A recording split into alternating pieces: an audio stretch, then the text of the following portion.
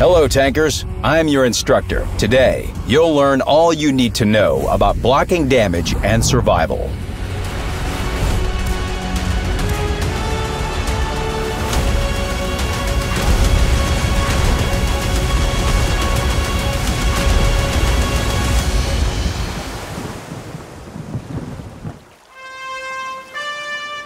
Its Majesty, armor.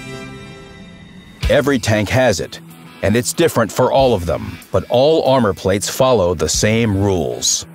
Nominal armor is an armor plate's thickness at a perpendicular angle. Effective armor is armor thickness at the impact angle. At sharp angles, it will differ significantly from nominal armor. That's why the IS-7 only has 150 millimeters of front armor on paper, but in reality, it has much more. Effective armor is affected by shell normalization, which we talked about in the previous episode. Quick reminder, armor-piercing shells neutralize the armor slope best of all. APCR shells are less effective, while heat and HE shells don't turn on impact at all. Effective armor doesn't play any role if a shell hits a tank at a ricochet angle. The shell will just bounce off and go about its shell business. In the process, it might hit another part of the tank or even another vehicle, but only once. There are no double ricochets in the game. Ricochets heavily depend on the type of shell. If you're being hit with APCR shells, you can expose thin armor at an angle, but if it's a heat shell, you'll need the sharpest angle possible. If your armor isn't penetrated, the shell won't go inside the tank and cause damage. That makes sense, and even if it is penetrated, it's still not over. Your vehicle will lose as many hit points as the enemy shell causes with one shot. It's important to understand that hit points are a resource that can and should be spent if it's worth it, but we'll come to that later. Screens are armor plates put outside the main armor. Penetrating them won't cause damage because, after getting through a screen, a shell still needs to penetrate the vehicle's main hull or turret armor. External modules also often work as screens. For example, tracks and gun can work as additional layer of protection. Each module has its own durability. That's why small caliber guns can only take out a track at the second or third attempt. Now we know how armor works. Let's talk about how to use it. It's important to note that armor is not tied to any specific vehicle type. Sometimes a medium tank can block damage better than some heavies, let alone assault tank destroyers. Staying far away and not using their armor is a crime. Regardless of vehicle type, frontal armor is generally thicker at the top and thinner at the bottom. The turret and upper glacis block damage better than the lower glacis. You can and should hide it, and there are several ways to do so. Classic side scraping. This way you can hide the lower glacis and only expose your side at an angle. Players often overestimate their sides and angle the hull too much. Don't do that. If you have thin sides, use a sharp ricochet angle. But remember the 3 caliber rule. Note that some vehicles' fenders are easily penetrated. This can sometimes make side scraping tricky, especially if your opponent is a little below you. Keep in mind that you expose your turret and part of your upper glacis when side scraping. If they're vulnerable, that's a problem. Some tanks can avoid that by reverse side scraping. This technique is very specific and not for dynamic close combat, but sometimes it lets you become almost invulnerable. You can also first bait your opponent to take a shot by showing only your side. Using terrain. If you attack the enemy from behind terrain folds, you can hide your lower glacis or even your entire hull. But a tank needs good gun depression angles to do so.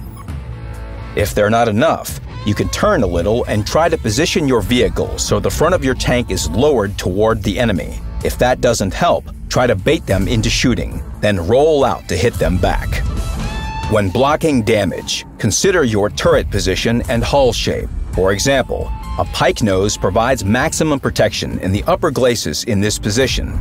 when the tank faces the enemy directly. You only need to turn it if the enemy is aiming at your lower glacis. Tanks with rear turret placement are usually well suited for side scraping, but perform worse on uneven ground.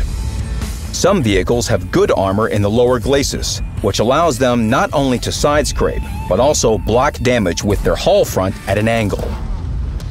We mentioned baiting for a shot a few times. You can do this with any part of your tank that the enemy can't penetrate. It can even be your rear, as long as it's at a sharp angle.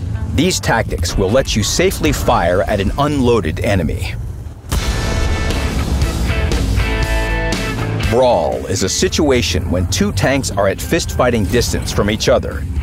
In the brawl, you will often not be able to depress your gun toward the enemy's lower glacis, so it's important to hit other weak spots such as cupolas, the turret ring, driver's hatch, and so on. Also, prevent the enemy from hitting yours. You can also block damage without any cover. To do so, players usually angle their vehicle to increase its front armor. At the same time, it's useful to dance with your hull left and right, constantly changing the effective armor. Don't angle it too much, or the enemy will penetrate the side, or worse, the wheel. This way, you'll not only take damage, but also be immobilized. So sometimes it's better to roll at the enemy head-on. When your tank is stationary, it's vulnerable, and if your track is destroyed in a crossfire, it's best to use a repair kit. Sometimes it's worth saving, since it repairs other modules such as the engine, fuel tanks, and ammo rack. Now let's talk about how to increase your chances of survival before battle. Of all the crew perks, repairs is the most useful for survival. It's one of the most important perks for all tanks, except for SPGs and sniper TDs. With repairs, your destroyed track will be fixed much quicker, letting you find cover even when the repair kit is cooling down. Another important perk is firefighting. It will come in handy if you play with a food consumable instead of a fire extinguisher. The safe stowage perk will help tanks that often lose their hats. Other secondary perks decrease the chance of fire, improve the dispersion of a damaged gun, allow the commander to replace injured crew members, and so on. They can also be trained, but not first. There's also equipment that improves survival. The most useful piece is improved hardening. It's pretty much a must-have for heavy tanks and assault TDs, and can sometimes be useful for medium tanks too. Improved hardening increases a vehicle's HP, and, equally importantly, boosts track's HP. With this equipment, the enemy will have to fire at your rollers 2 or even 3 times to immobilize your vehicle. Vehicles that are prone to engine, fuel tank, or ammo rack damage can be equipped with improved configuration. It gives a number of useful bonuses, including higher internal module durability. Spall liner can also be useful in certain situations. The experimental Survival Improvement Suite combines the bonuses of improved hardening and configuration. So, we learned how to block damage, trained repairs, and mounted improved hardening. Time to battle. You roll to your position and get caught in the crossfire. When the enemy attacks from different directions, you'll have trouble blocking damage. Change your position and hide from all opponents except the one you're firing at. You can't survive the crossfire. In another battle, you might be able to block damage perfectly, but an enemy with a high caliber will load HE shells. These shells always cause damage, even when they don't penetrate armor. If an HE shell hits a thick armor plate, it won't cause much damage. But if you try to side scrape with thin sides, it can cause a lot more. Remember that if you can penetrate your opponent in return, you have the upper hand. You'll damage them more with penetrations than they will you with HE shells. If the enemy has strong armor, don't just stand there and absorb damage. Change your position or wait for a better chance to shoot. This also applies to enemy fire from distant bushes or artillery. If you're under fire and can't hit them back, you can change position or remain unspotted for some time. The enemy will be distracted by your allies, while you continue firing. To take less damage from artillery, remember that it can't reach you everywhere. Pay attention to how much of it there is at the start of the battle. If there are 2 or 3 SPGs against you, it's probably better to use a position covered from their fire, or just accept the fact that sometimes you can't avoid artillery damage. Finally, the most important question: do you always need to try to block damage?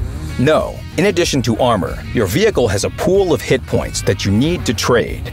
There's nothing wrong with taking a hit if it means you get to finish off an opponent, or taking 400 HP of damage and dishing out 750 in return. You can intentionally receive damage to unload the opponent and give your allies a chance to destroy them. Or you can cover an ally with your vehicle to let them survive. All in all, no matter how reliable your side-scraping or hull-down position is, you don't always need to do it until the end of battle. There comes a time in almost every battle when you need to forget about blocking damage and just roll forward. That's it for today. Show this video to your friends who are still side-scraping at a straight angle. Next time, we'll talk about the view range system. See you soon.